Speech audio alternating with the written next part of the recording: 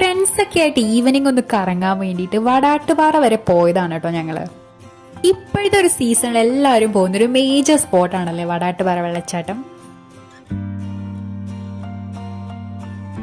കാണുമ്പോൾ കുറച്ച് ഡേഞ്ചർ ആയിട്ട് തോന്നുകയാണെങ്കിൽ അത്യാവശ്യം നല്ല സേഫ് ആയിട്ടുള്ള ഒരു സ്പോട്ടാണ് കേട്ടോ ഇതാ. വെള്ളം കണ്ടാൽ പിന്നെ ഇവർ ആരെയും നോക്കണ്ട. പക്ഷെ ഈ വട്ടം ഞാൻ ഇറങ്ങിയില്ല കേട്ടോ, എനിക്കൊന്നും അത്ര ഒരു മൂഡായിട്ട് തോന്നിയില്ല.